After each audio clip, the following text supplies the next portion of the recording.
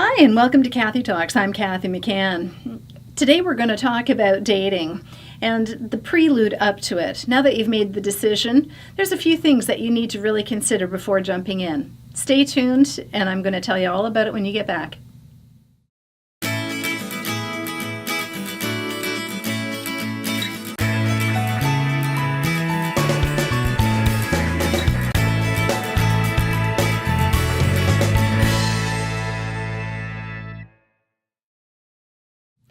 Welcome back. So you've decided that it's time to jump back into the scene.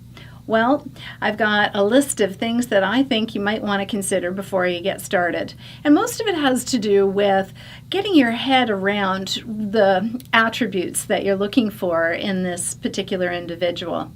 As far as the physical things go, I'm going to leave that to you. You know what you're looking for. And as we know, as much as men have a pretty clear idea of what they like and they don't like, it gets a little grayer when it comes to finding the right personality mix with the right looks.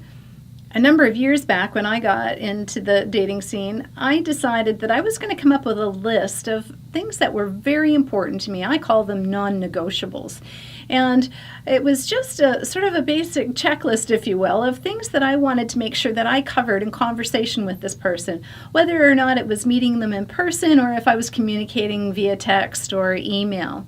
So I'd just like to share those with you because I think it might help you focus and find out a little sooner whether somebody's a good fit.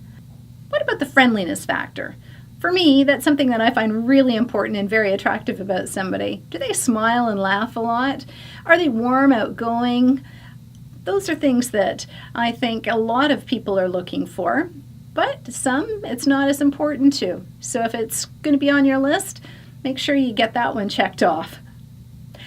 I also think that morals, values, and ethics are something that we all need to pay attention to. When these things aren't aligned in a relationship, it can make it extremely difficult to get along. Now, finding questions to ask around those particular things may come very easily to you, or they may not. I'm not going to delve into that right now, and I think I'm going to save that for another segment.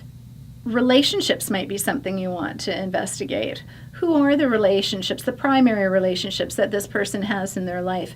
And are they close? Are they cohesive? Are they stressed? It'll give you a bit of an idea as to what you might be dealing with from a baggage perspective. What about her social life? Does she have a big circle of friends that she can go and spend time with? It may be important to you that she's not particularly clingy, and if she has people that she still associates with and wants to get out and see, then you know that you're not going to be the source and supplier of her number one entertainment value. Is she a jealous person?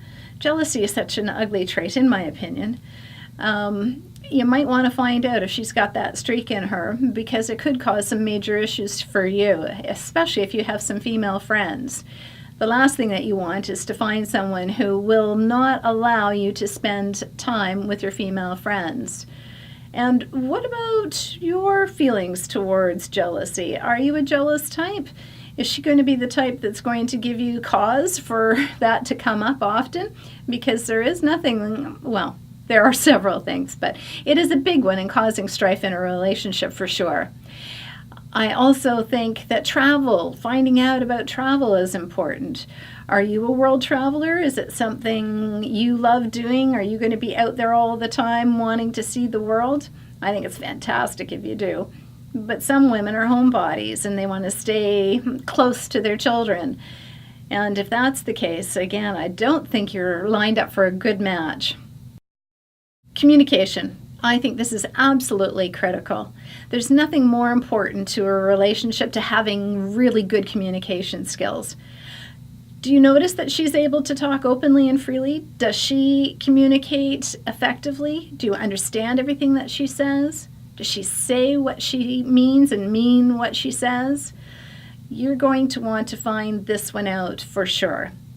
And I'm telling you, women are really focusing on this. They recognize now that no relationship works if it's only one side that's doing all the communicating. do your best to try to get this one out as quickly as possible, because it is probably going to be one of the biggest stumbling blocks. If you can't get that mesh together early on, then you might as well just walk away. What about dealing with conflict? Are you the type that wants to nail it head on? As soon as you see an issue, you're going to talk about it, clear the air, and move on? Or are you one that needs a few days to cool down, to think about things? Maybe you're the silent type.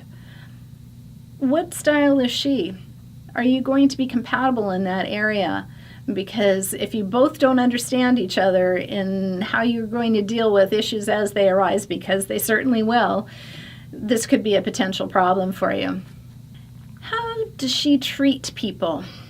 This is kind of difficult to tell sometimes unless you're listening very closely about how she's speaking about other people. But what about even at the restaurant? How does she greet the waiter or waitress? Is she demanding? Is she polite? Is she friendly? These are important tells about someone's character.